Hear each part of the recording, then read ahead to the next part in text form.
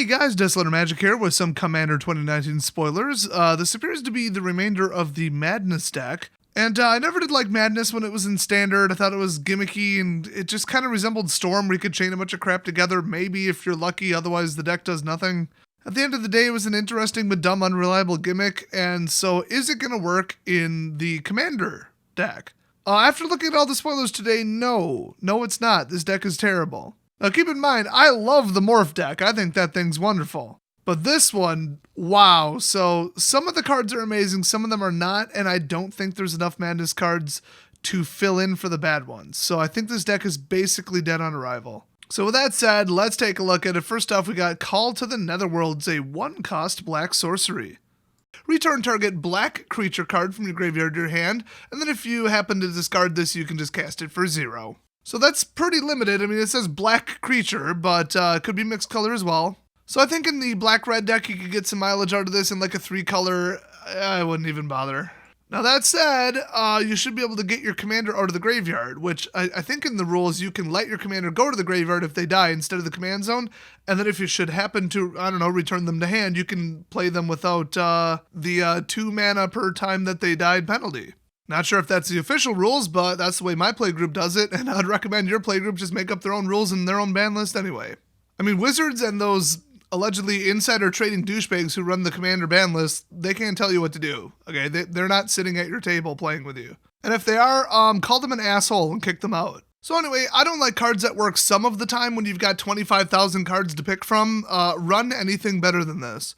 There is no room for unreliable cards and no excuse when you've got that many to choose from to have a card like this in your deck. Unless you're running mono black, this is a pass from me.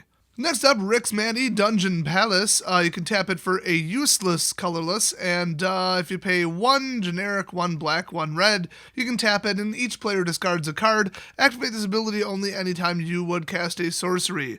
Holy crap, is that powerful. Well, up until I saw this, I thought Rick's Mandy was a person, so I learned something. So, I mean, I'm just going to say it, in a multiplayer game, you drop this, you are now the target. You are now enemy number 1, and everybody is going to murder you to death. Oh, in case you didn't catch it, this hits you too, so you better be playing Madness. Next up, Mortuary Mire. Finally, a land that should actually be in a commander deck. It's amazing. They finally did it. So it enters battlefield tapped. When it enters battlefield, you may put target creature card from your graveyard on top of your library, and then it taps for an actually usable color. I mean, seriously, putting in a land, no matter how good it is, that taps for colorless mana in a 3-color deck, it should be a sign of some kind of mental illness. I know they just put them in here because nobody would buy these decks with like 15 basic lands in them, but you're going to have to take them immediately out, and lands are expensive. So I don't know who they think they're trying to fool. And everybody's saying, but it'll pay the morph cost. Great. You can throw out generic nameless 2/2s that do nothing and then not cast anything else or ever flip them over. Cool. So next up, Memorial to Folly. Yes, I love this. This is in like 10 of my standard decks right now. It enters battlefield tapped. Oh well, it taps for black. Cool.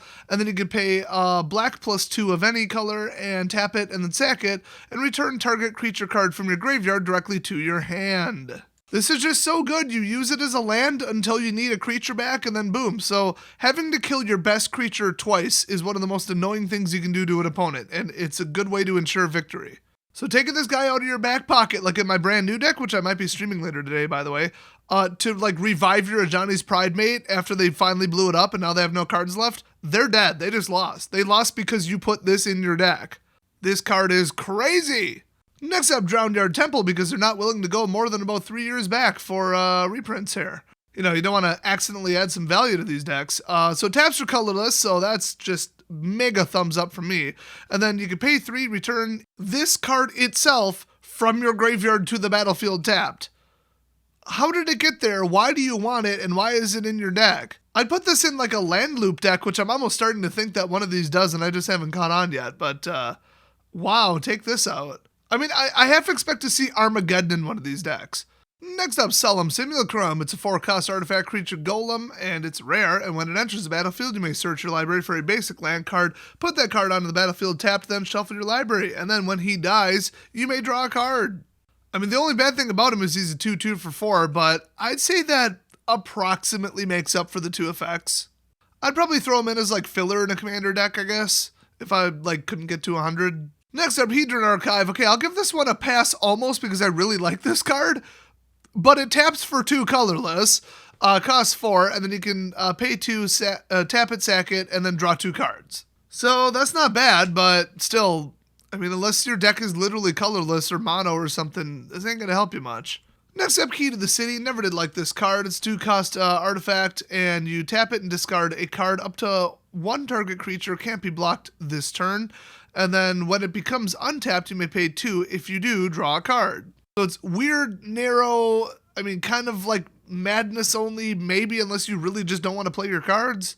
And then that untap ability is like, boy, that's before you draw. I mean, making a decision about 2 mana that early in the turn kind of sucks. You can be kicking yourself for that. But still, it's recurring card draw, so like it's also kind of overpowered while also being like obnoxious and hard to use. Like I said, I never did like this card. Next up, oh, you want to talk about cards I don't like? Meteor Golem. Screw this thing. So it's a 3/3 for 7, so choo-choo, trains pulling into Value Town, but when it enters battlefield, destroy target non-land permanent and opponent controls. And nobody does anything with this card other than degenerate crap. They'll flicker it, they'll like clone it.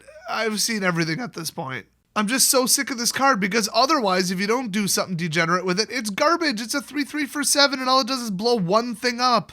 I mean, this is so much worse than like Chupacabra, even though that can only target creatures. It's comical. I hate this card. Next up, Rakdos Locket, because it's basically just a Rakdos commander deck. You know what it does is legal right now. So Bloodhall Priest, 4/4/4, and when it enters battlefield or attacks, if you have no cards in hand, it deals 2 damage to any target. That's really nice. And then Madness 3. I've always liked this. Very solid card. I don't really like the Madness mechanic because it's so like awkward on timing and you can't like control what goes off when, but this is one of the better cards for it, so I can appreciate that. Next up, Violent Eruption. It's triple red, which is really rough in a commander deck that isn't mono red, but triple red +1, by the way, instant, and it deals 4 damage divided as you choose among any number of targets, and then Madness 3. I mean, that'd be good in a fast deck. I don't think you're going to take out a whole lot in a commander game, but you never know. Next up, Stromkirk Occultist. I don't know why that name is so hard to say. It took me 4 takes. But Stormy Medusa here is a 3-cost 3/2 with Trample, which is always nice. And whenever it deals combat damage to a player, which it will because it is Trample, exile the top card of your library until end of turn you may play that card. And then Madness 2. See, I like cards that are like good and playable and reasonable and then have a Madness cost on top of them. Not just, oh wow, this is unplayable. Oh, but Madness. Okay. That's just filler jank crap for the mechanic. So next up in Eldritch Masters, it's Malevolent Whispers. It's 4-cost sorcery, gain control of target creature until end of turn, untap that creature, it gets +2 attack and gains haste until end of turn. And then Madness 4, which would upgrade it to instant speed. So this is just Active Treason on steroids. By the way, the art is an artist's approximation of what happens right before a pro cheats right on camera. Next up, Alchemist Greeting. It's a 5-cost sorcery, and it deals 4 damage to target creature with Madness 4. So in other words, it's just filler jank. It's who the hell would pay 5 to deal 4 to only creatures at sorcery speed? Oh, but Madness 2. Well, the card's useless without Madness. It's like you're encouraging your deck to fall apart. You're like daring it to do nothing. This is the kind of filler jank crap I was just talking about. Next up, Avacyn's Judgment. It costs 2, but then it has Madness X plus red. And that text is comically small, so pardon me while I zoom in. Okay, so it deals 2 damage divided as you choose among any number of targets. So it's a crappy overpriced dual shot, gotcha. But if its Madness cost was paid, it deals X damage divided as you choose among those permanents and or players instead. So, I mean, is it completely unplayable without Madness? No, it's not very good, but then its Madness is like so good. I still don't think I would risk playing it because what if you had to pay mana to get your Madness ability to go off? Well, then that's just less to put towards the X, so overall I don't like this. Next up, Fiery Temper, again, even though it was already a promo, it's a 3-cost instant, deals 3 damage to any target, and then Madness 1. This card was so annoying in Standard. It's crap without Madness going off, I hate it. Next up, Magus of the Wheel. It's a 3/3 for 3. All the Magus cards are freaking awesome. And this, you pay 2, tap it, sacrifice it. Each player discards their entire hand, then draws 7 cards. It's just Wheel of Fortune. Well, I'd like to buy a vowel and a card better than this because anything that helps out your opponent just as much as you is stupid as hell. If you have 0 and they have 5 cards in hand, that still doesn't matter. It's like, yeah, you get to draw 7, but theoretically, they should have equal odds of the cards they draw getting worse or better. So next up, Sanitarium Skeleton, an obnoxious card that keeps coming back. It is just simply worse than Reassembling Skeleton. Don't play it. Thanks for including this in the deck, Wizards. Next up, Soul of Innistrad, another soul card. It's a 6-cost Avatar Mythic with Death Touch, 6/6, and you can pay 5 and return up to 3 target creature cards from your graveyard to your hand. Very nice. And then, of course, the graveyard ability that they all have. You can cast this from the graveyard and return up to, well, it's the same thing. I'm not going to read it twice. It does the same thing. So this card's annoying but kind of situational, but then again, a 6/6 for 6 isn't that bad, especially with Death Touch, so, whatever. Yeah, I'd play it. Next up, one of the best black cards ever printed, the Eldest Reborn, is right up there with Killing Wave. If you haven't caught on by now, you should probably put Killing Wave in your commander deck. But yeah, this is heavily played right now. I don't need to break down what it does, obviously. Next up, Zombie Infestation. It's a 2-cost enchantment. Discard 2 cards at any time, because remember, this is an enchantment, stays in play, and create a 2/2 black zombie creature token. This is probably the best Madness enabler out there, and you get a creature out of it, and no mana is involved. Too bad this is 1 out of 99 cards in a singleton format. Next up, another one of my favorite cards of all time, in Grook's Wake. It does cost 9, but still, destroy all creatures you don't control and all planeswalkers you don't control. Bye-bye. This is the classic asymmetric board wipe.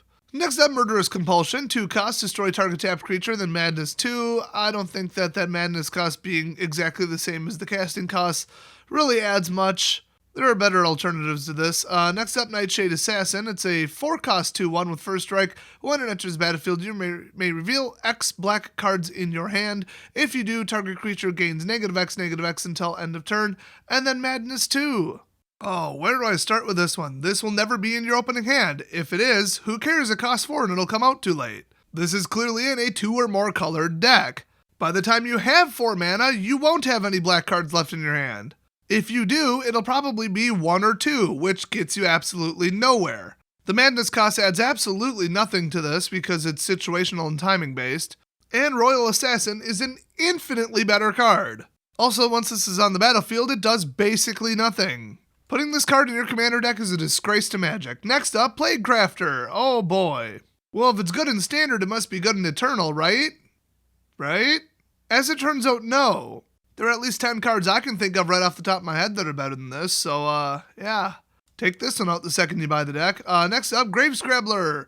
It's a 2/2 for 4 with Madness 2, and when it enters the battlefield, if its Madness cost was paid, you may return target creature card from a graveyard to its owner's hand. So, a 2/2 vanilla for 4 that does a trick that maybe is relevant, but only if you can get Madness off, which you can't always count on. This is garbage. Next up, Gorgon Recluse. It's a 5-cost 2/4. Fantastic. Whenever it blocks or becomes blocked by a non-black creature, destroy that creature at end of combat. So, she ain't gonna live long. This is kind of like shitty, unreliable Death Touch. And then Madness 2. Oh boy. Doesn't make up for the fact that this is just like a semi-Death Touch card. Unplayable. Completely unplayable. Next up, From Under the Floorboards. So this is a 5-cost sorcery, but it has Madness double black plus X. Create 3 tapped 2/2 black zombie creature tokens, and you gain 3 life. But if this spell's Madness cost was paid, instead create X of those creatures, and you gain X life. Good luck getting a mountain of mana, plus this card in your hand, plus a way to enable Madness all in play at once, and then not getting this countered, or board wiped afterwards. I really don't think this Madness deck is very good, FYI. So then we got Faith of the Devoted. It's a 3-cost enchantment. Whenever you cycle or discard a card, you may pay 1. If you do, each opponent loses 2 life, and you gain 2 life. I mean, cycle or discard, yeah, I could see that. The problem is, you gotta pay for Madness, but you gotta pay for this. This is another one of those, oh yeah, it works with the deck. But then again, there's 25,000 other unique cards printed in the history of the game that you could choose from. I think you could do better as a black enchantment for 3. In fact, Waste Not is a better card, and that's a 2-cost black enchantment. Torment of Scarabs is a better card, and yeah, it technically costs 4, but it's still a better card. These are far from optimized out of the box, and if you say that's the point, I would obviously hit back with, I don't need Wizards to build my deck at all. If I'm going to say, no, we're doing it my way, I'm making it my deck, I'm starting from 0, and I'm just going to buy the damn singles. That's one reason I never really particularly cared for these products. So next up, more Madness crap. Silent Visitor, 3/1 for 2, great. At the beginning of each player's upkeep, if that player has no cards in hand, you draw a card and lose 1 life. Fantastic. Then Madness 2. I mean, not everybody has a draw engine in Commander, so I could see this actually going off pretty good, and it works on you or the opponent. This is a fantastic card. Next up, Dark Withering. It's a 6-cost instant, destroy target non-black creature, Madness 1. Is this like the definition of filler crap in a Madness deck? Holy crap, just play Go for the Throat! Or, Executioner's Capsule, or Ghastly Demise, or Vendetta, or, the obvious one, Doomblade. So yeah, don't keep this in your deck. In fact, don't buy this deck. Next up, another Mythic. It's Champion of Stray Souls, 6-cost 4/4, fantastic. You pay 5, tap and sacrifice X other creatures. Return X target creature cards from the graveyard to the battlefield. That's a little bit of a problem if you have multiple that have ETB or death effects. You could effectively just flip-flop them every single turn, which would be annoying. Good luck lining that combo up, though, in Commander, where it's singleton. Anyway, if you pay 7, put Champion of Stray Souls on top of your library from the graveyard. So, I mean, okay, it costs 7. They basically lost their whole turn. Then they ruined their next draw, and then they still have to pay 6 to bring them back out. They basically lost 2 entire turns to bring them out, just to bring some crap out from the graveyard, but only if you already have stuff in play. I don't think he's quite as good as they're making him look. Now, if your whole deck was creatures that, when they die, they create multiple tokens, oh my gosh. Other than that, I don't think he's that great. And that was the end of it. So yeah, this Madness deck not looking very good. It's shaky. It was kind of a gimmicky second-rate deck when it was in Standard. As soon as you get onto the Commander scene, you're just going to get ripped apart. I just don't think it's strong enough, and a lot of these cards are just filler. They're kind of interesting, neat tricks if you get them off, but it's just such a weak deck. So I'm not sure if that's the end of the spoilers or not. I couldn't find their stupid article on Daily MTG that had the schedule on it. I think they deleted it. So there might be more spoilers coming, but there might not. In the meantime, thanks for watching. I think I probably will be live streaming later today, and I will see you guys next video.